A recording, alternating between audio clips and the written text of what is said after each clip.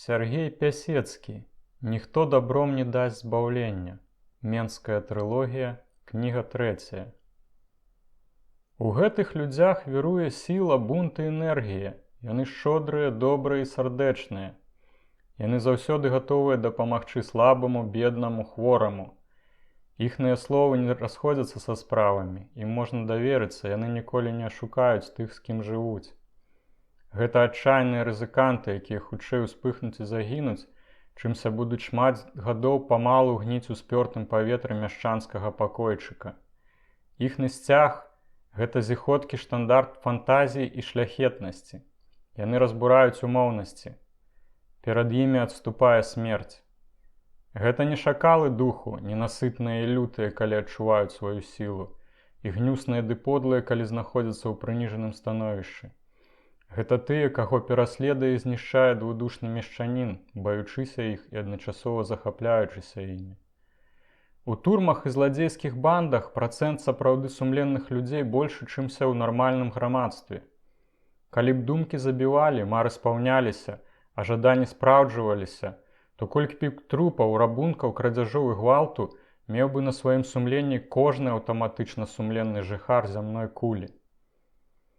Дурань, нярэдка і баязлівец можа стаць міністрам, артыстам, правадыром, палітыкам, пісьменнікам, настаўнікам, святаром, але толькі знаходлівы, разумны і адважны чалавек можа быць прафесійным злодзеем. Урыўкі з рамана грамадзяніна «Туман». Эпізод 1. Свабода свабоды і ясева вольнасць.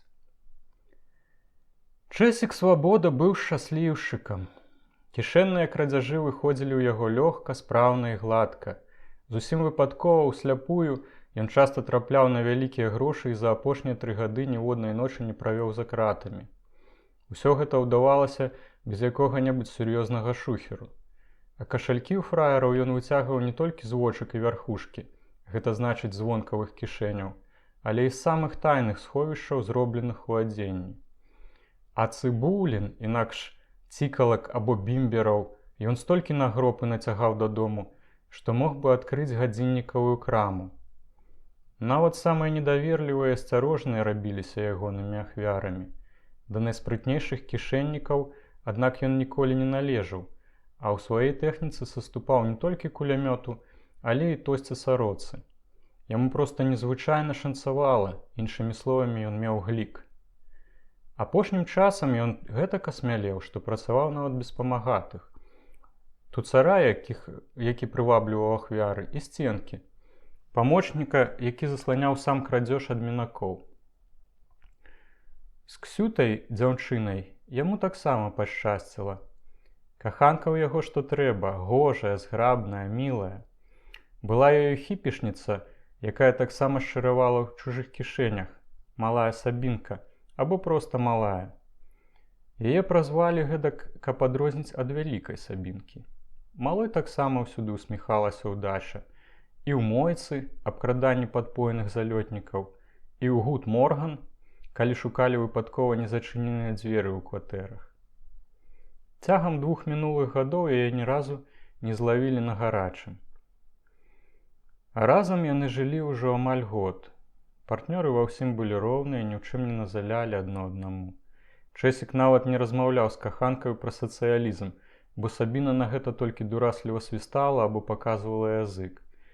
Неяк яшчэ ў самым пачатку іх адносін яна абвесціла яму, што для яе ўсё гэта жульніцтва, падман і правакацыя, і яшчэ дадала, што ўсё гэта ей да аднаго месца, да таго, дзе курыца трымае яйка. Чэсік спрабаваў пакрыўдзіцца. «І я табе таксама да гэтага месца?» «Ты там самы першы». «Што?» Але малая на гэта толькі ўскудлаціла яму рукою валасы на галаве, смокнула ў шчаку і пабегла да люстэрка. Там пачала нешта насвістваць, пудрыцца і разглядаць свае грудзі. «Зноў укусіў паскуднік, другі раз атрымаеш у лыч». І як з такою размаўляць пра камунізм? Такую дык ніякая агітацыя не бярэ. Адно гэта не пасавала Чэсіку ў ягонай абранніцы. Сёння раніцай Чэсік прачнуўся ў выдатным настроі.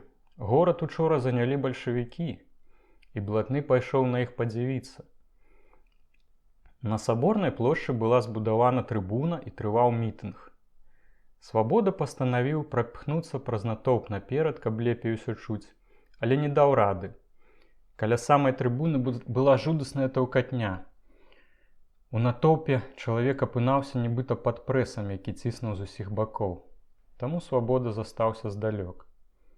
З трымценнем ён лавіў кожнае слоўца. Свабода, роўнасць, братэрства, правы пралетарыяту, буржуазія, эксплуатацыя, зямля сялянам, фабрыкі рабочым, дало смяротнае пакаранне. Вецер развяваў чырвоныя палотнішчы, рос энтузіязм натоўпу. У розныя бакі плылі гукі інтэрнацыяналу, якія танулі ў шалёных выбухах людскіх галасоў. «Не буду больш красці», – даў зарок Свабода. Гэтая яго пастанова была цалкам шчырай і свядомай.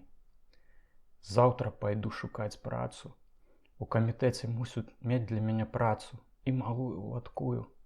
Пажэнімся і будзем жыць як людзі». Чэсік вярнуўся дадому сур'ёзны, ва ўрачыстым настроі. Хацеў запаліць цыгарэту, але не знайшоў у кішэні ні срэбранага парцігара, ні запалак. Абчысцілі ў натоўпе. Як гэта так? Аблатышылі кішэнніка ўпершыню ў ягоным жыцці, да яшчэ ў такі важны, святы для яго дзень. Яму зрабілася крыўдна, але хутка адпусціла. Ён купіў пачак цыгарэт і, напоўніўшы жытло тытунёвым дымам, аддаўся летуценням пра будучыню. Ён быў разумны і разбітны. Недахоп адукацыі кампенсаваўся яго вялізным жыццёвым досведам. Да сацыялізму ж ён ставіўся з вялікім запалам і сляпой верай. Чэсік быў адданым прыхільнікам гэтай рэлігіі ўсіх пакрыўджаных і дзеля яе, не раздумваючы, ахвяраваў бы ўсім, што меў, нават жыццём. Калі малая вярнулася вечарам дадому, Чэсік падзяліўся з ёю сваімі марамі і расказаў пра светлую будучыню, пра добрую пасаду і барацьбу за справу пралетарыяту. «А што мы будзем жэрці?» – запытала дзяўчына, надзьмуўшы губы. «Тое, што і іншыя камуністы. Будзем разам жыць і плячо ў плячо змагацца за перамогу сацыялізму». Малая прысвіснула. «Ого! Як ты гэта сабе ўяўляеш? Я табе зараз пакажу нешта. Я не хаджу з раззяўленай пашчай, як ты». Захамутала сабе аднаго такога камісарыка, падміргнула яму, слова за слова, свістулькі-пярдулькі, падлізалася да яго, пагладзіла па шэрсці, што называецца, і давай у піўнуху. Падпаіла жлаба. Потым павяла на шпацыр за горад. Там мы кульнулі яшчэ. Гэны ўжо пачаў да мяне дабірацца, а я заліваю, што я яшчэ цнатліўка. Калі хоча, то толькі пасля шлюбу. А ён мне дым у вочы пускае, выхваляецца, колькі мільёнаў мае. Кажа такі мне: «У мяне бліты шкельцы цэлыя кілаграмы. Я цябе з галавою золата і брыльянтамі засыплю». «Ну і што далей?» Малая рассмяялася. «Бачыш, цікава цябе. А я такіх піжонаў ведаю як аблупленых. Напаіла яго, а як ён керны заснуў, абчысціла яго да нітачкі. Можа, і цяпер дрыхне ў павецы каля пераезду. Паглядзі, што я яму купіла». Малая кінула на стол 2 залатыя гадзіннікі, залатую цыгарэтніцу, тоўсты раздуты ад банкнотаў кашалёк і старасвецкі партманет. «Паглядзі, што ў гэтай скуры». Дзяўчына дастала з кашалька ладны жмут даляравых банкнотаў, царскіх 500 і керанак. «Такі, відаць, з яго і камуніст», – прамармытаў Чэсік, крыху прыгаломшаны гэтым багаццем. «Дурань ты!» – азвалася малая. «Гэта ў цябе прусакі замест мазгоў. Камуністу не патрэбныя ніякія багацці. Усё, што ён мае, аддае партыі». «О, то!» – застракатала Сабінка. «Гэта хіба ты адзін такі? Глядзі далей». Дзяўчына дастала з кашалька стосік дакументаў, а ўжо адтуль выцягнула партыйны білет чырвонага колеру. «Што, не камуніст?» – пераможна дыбілася Сабінка. А зірні, што тут такое? Яна дастала з канверта некалькі парнаграфічных фатаграфій і кінула іх на стол. Потым раскрыла партманет і зазвінела залатымі манетамі. Акрамя іх, там быў перстень з вялікім брыльянтам і некалькі скрутачкаў з какаінам. Чэсік разгубіўся, але не хацеў здавацца, шукаў контраргументы. Сабіну гэтак, аднак, зусім не цікавіла. Яна ззяла ад шчасця пасля паспяховай мойкі. Свабода ж настойваў. Гэта ўсё трэба яму вярнуць. Сабінку гэтыя словы ўзялі за жывое. Што, каму? Гэтаму шпагату, кілуну? Фігу яму з макам. Ты, пэўна, да звання тут уж з глузду з'ехаў. Пачалася сварка. Чэсіку, аднак, цяжка было зрачыся гэтак урачыста прынятай пастановы. Ён хацеў быць паслядоўным. Давай усё вернем. Я прыдумаю, як гэта зрабіць. Зладзейскае жыццё ўжо ў пячонках сядзіць. Трэба з гэтым пакончыць. Дык валі тады прэч ад мяне да халеры. Я зрабіла, а не ты. Сварку прыпыніла ноч і супольная ложа. Крамянае жаночае цела было аргументам, мацнейшым за ўсе ідэалагічныя доказы, якія раптам ператварыліся ў пыл. Пасля абое каханкаў, знясіленыя любоўнымі ўцехамі, паснулі. Назаўтра Чэсік нават не заікаўся аб ранейшым намеры аддаць прысвоены набытак. Але ад плану распачаць новае жыццё ён таксама не адмовіўся. Гэта было ягонай марай, а яны, мары, самае дарагое, што ёсць у жыцці. Свабода акуратна пагаліўся, надзеў найлепшы гарнітур і рушыў у горад. Яшчэ было вельмі рана, таму ён не шукаў ніякага камітэта, а нетаропка прагульваўся вуліцай Захар'еўскай. Па бруку і ходніках брылі салдаты чырвонай арміі. Брудныя, амаль у лахманах, апранутыя хто як папала. Але Чэсік глядзеў на іх з захапленнем. Для яго яны былі героямі, барацьбітамі за вызваленне прыгнечаных. Ён скіраваўся на вакзал. Там аж кішэла ад людзей. На прывакзальнай плошчы гарэлі вогнішчы, а вакол іх гуртаваліся вайскоўцы. Яны гатавалі воду ў кацялках, пілі гарбату, елі, некаторыя спалі. Чэсік падсеў да адной з груп, пачаставаў салдатаў цыгаретамі, прыязна ім усміхаючы распачаў гутарку.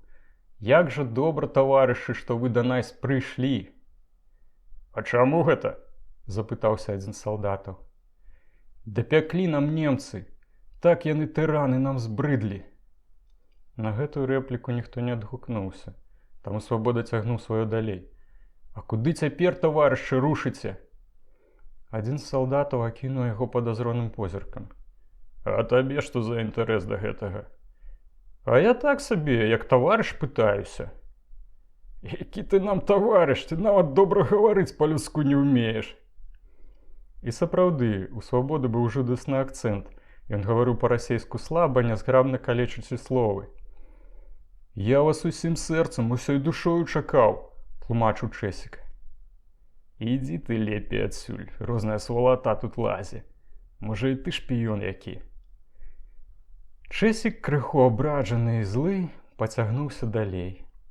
Праз хвіліну ён быў ужо на самім вакзале, запоўненым бурлівым людскім морам, хвалі якога разыходзіліся ў розныя бакі. Адтуль ён перабраўся на перон. Збоку Барысава акурат пад'ехаў цягнік. У таварных вагонах ціснуліся адзін да аднаго ўзброеныя чырвонаармейцы. Пачалі выгружацца. Адзін з салдатаў пераносіў вельмі шмат рэчаў. Усе рукі ў яго былі занятыя. Чэсік заўважыў, як жаўнер, прапіхаючы через натоўп, згубіў брызентавую торбу.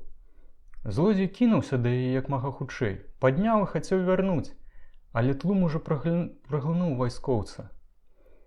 Чэсік пачаў прадзірацца за чырвонаармейцам, некалькі разоў клікнуў яму ўслед. «Таварыш, пачакайце!»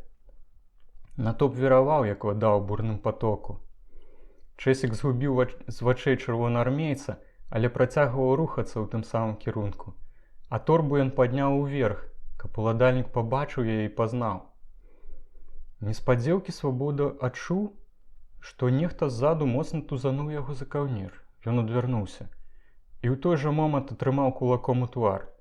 Нехта ўзняў крык: «Таварышы злодзей, лавіце яго!» З Чэсікавых рук вырвалі торбу, якую той сам працягваў уперад. Свабода пабачыў вакол сабе злыя шэрыя твары. «Я знайшоў, хацеў аддаць», – тлумачыўся Чэсік. «Дык чаму так не аддаў? Уцякаў зладзюга, га? Што з ім языком мянцець? Лупіце яго!» І Свабоду пачалі біць. «Таварышы, таварышы!» Лавіна ударов кулакамі, каленямі, нагамі паваліла яго на зямлю. Мужчына зразумеў, што яму канец. Ён спрабаваў, аднак, выкруціцца між нагамі людзей, якія яго атачылі. Але гэта было немагчыма, і толькі яшчэ больш раз'юшыла жаўнераў. Тады Свабода прыкінуўся вожыкам. Ён ляжаў нерухома і цярпліва зносіў жудасныя ўдары, каб можна было падумаць, што ён ужо сканаў. Але і гэта яму не дапамагло. Цяжкі армейскі бот, які выцяў яму ў скронь, пазбавіў яго прытомнасці. Вайскоўцы не спынілі здзекаў з вялага, распластанага на зямлі цела. Праз некаторы час на пероне засталася ляжаць цёмная крывавая калатушка. Жаўнеры, якія тут сноўдалі, чапляліся нагамі за бесформеннае месіва, спатыкаліся і адно сыпалі матамі. Гэтак скончылася мара злодзея Свабоды аб прыстойным жыцці і блізкім сэрцу сацыялізме.